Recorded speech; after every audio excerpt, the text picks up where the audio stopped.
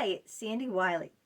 Welcome to my mental health channel, where I wipe away the stigma of mental illness by talking about my own personal struggles, having borderline personality disorder, post-traumatic stress disorder, anxiety, and depression. I talk about narcissism and my narcissistic mother. I also talk about schizophrenia, and I wrote a book, Life with My Schizophrenic Father, right here. Is my childhood memoir.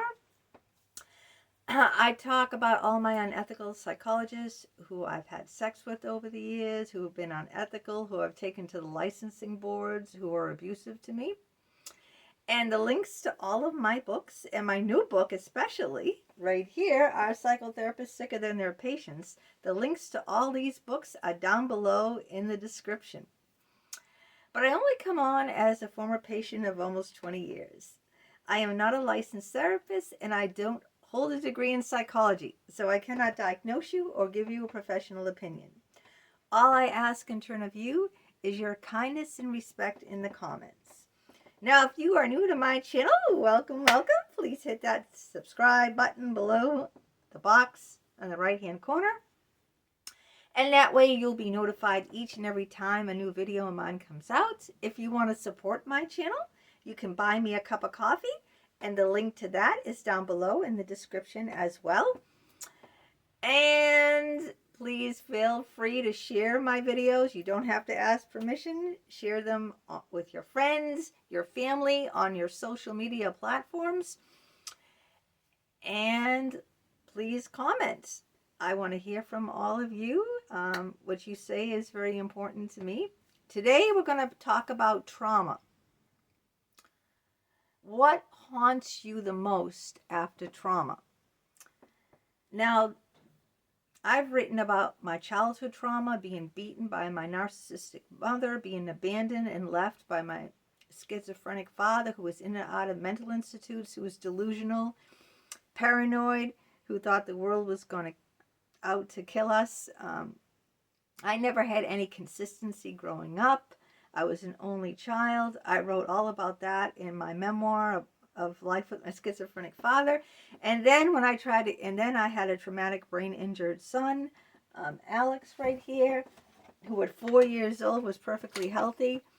And then he got struck by meningitis and he lost his mind. He's an invalid now. He's almost 30, but he can't go to the bathroom. He can't shower or brush his teeth. He can't even dress himself. He's a complete invalid. So I had a lot. I lost both my parents when I was 38, within 3 months of each other, back to back. And I had a cousin who stole my inheritance. I had like a swarm of problems. I was under complete trauma. I had severe anxiety. I had panic attacks. And then I went to therapy for help, and the therapist sexually abused me, had sex with me in his office, brainwashed me. Other ones ganged up on me. I wrote all about that in my new book, Psychotherapists Sicker Than Their Patients, about all the trauma I had. So I was re-traumatized. I went to therapy to get help, and I was re-traumatized by my therapist. So when people say, oh, just get over it, God only gives you what you can handle, that's not true. That's not true at all, because I have not handled any of my trauma at all, my past and my present trauma. I became an alcoholic. I have severe insomnia. I have severe panic attacks. And even though trauma has happened in your past, it causes pain in your body, okay, in the present moment. It affects your nervous system in the present moment, even when these things happen in the past. It very much affects your body in the present. You have a somatic experience where the trauma is stored in your stomach. You have severe stomach issues. I have severe stomach pains. I have severe digestive issues. I have severe insomnia. My son has migraine headaches. See, this is all somatic responses to the trauma. Even if the trauma happened to you years and years ago in your past, you still have somatic experiences in the present day. Migraine headaches, backaches, insomnia, restlessness, anxiety, panic attacks, digestive issues, diarrhea. This is bloating. This is all severe stomach. And this is all in the present day. So you might not even know that one relates to the other. You know, you might think, you might not understand that this is going on in inside your nervous system. Your nervous system isn't the same. So something might have happened to you many years ago, but your body is still in that, you know, fight or flight mode. It's still affecting your bodily functions today. So the hurt in your past is in your body and in your emotions right now, right in the present moment. That's why people who say, you know, oh, get on with it, oh, why are you still talking about that? Let it go. It happened a long time ago. Obviously, those people have never experienced trauma. Because if they have experienced trauma, or they're just dissociative, they're not consciously aware of what the trauma has done, what is it's doing to them. You know, they might not be consciously aware that their migraine headaches are coming from past trauma. You know, they might not associate, they might not put the pieces together and realize that, yes, they are still deeply affected by their trauma. It affects your personality. I no longer trust anyone. I have no friends. I've said this in other videos. I have no friends. I have no trust in anyone because of the trauma from my past. And I went for help with all these different psychologists, and they re-traumatized me and made it 100 times worse. So I got, not only did I not get better, but I got 100 times worse. You can have flashbacks in the present, post-traumatic stress disorder. This is what happens.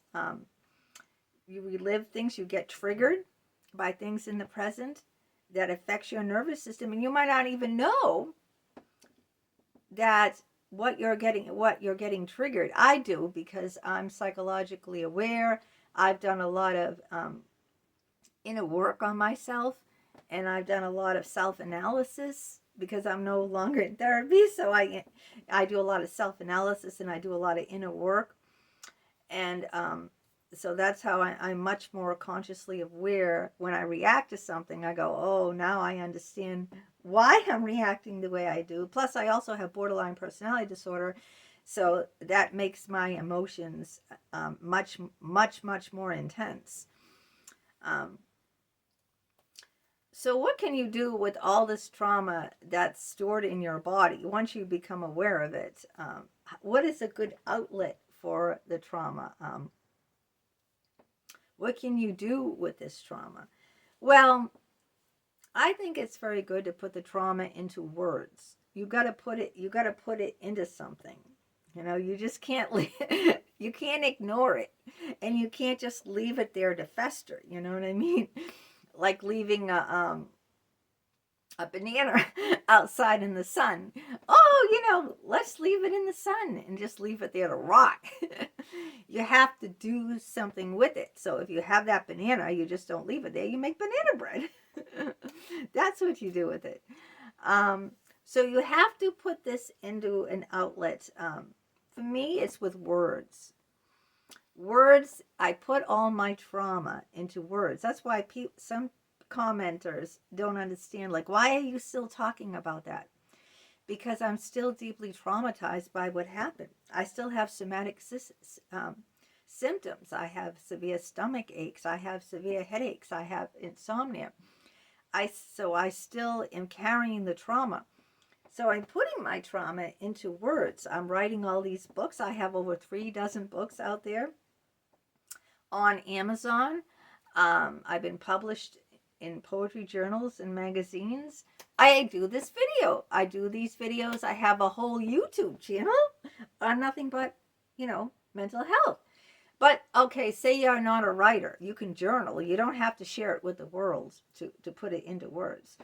But if you're not a writer, or you don't like to write, you can perform music. Music is a great outlet.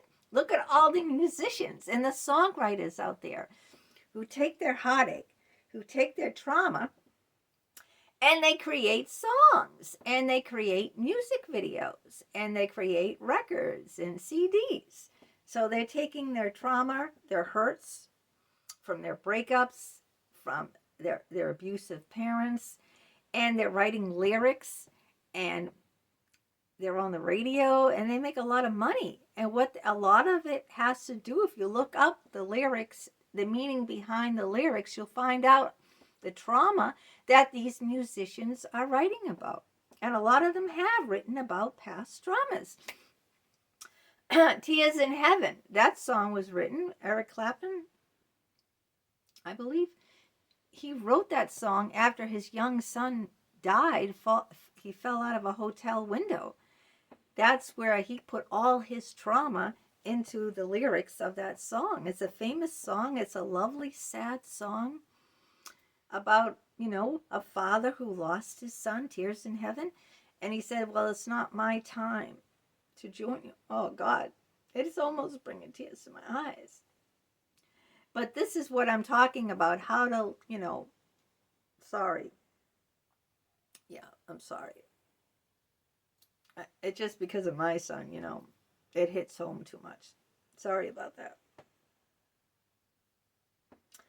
Yeah, so there's a instance where a musician had a complete tragedy in his life, senseless tragedy, and he took that tragedy and he put it into words and wrote the lyrics to that song, Tears in Heaven, and that's a famous song. But this other, like Van Gogh, he had a tragic life.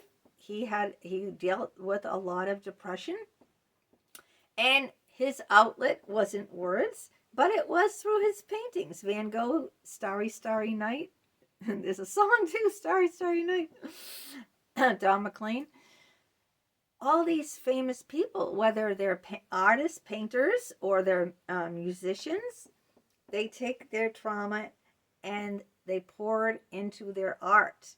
Or like me, I take my trauma and pour it into my books.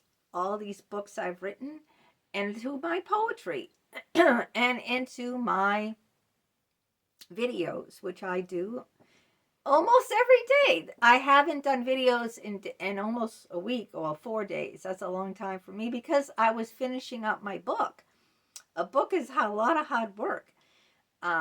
Countless hours around the clock. I was up at 3 o'clock in the morning writing this book. And I wrote from 3 o'clock in the morning all day long. So I had no time to do videos. And because I was writing this book, Are Psychologists Sicker Than Their Patients? Which I hope you buy. It's a great book. But so that's some of the ways that you can, your outlets for your trauma, even after years, trauma still impacts your nervous system and your body, and you have to create a way, an outlet for that. And through art, that's a wonderful way. Let me know what you think. Let me know how you handle your past trauma, some of the ways that you use to, and to express that, to release all that's in here, release that out. And, by doing so, it helps other people too. I believe that I help other people through my writings and through my videos. And that's the whole point of me doing my channel. I really want to help you guys deal with this stuff. That's why I created a whole mental health channel. All right. Let me know. I want to hear from you, please. I love to hear from you. Until then, take care. Have a great day. Bye-bye.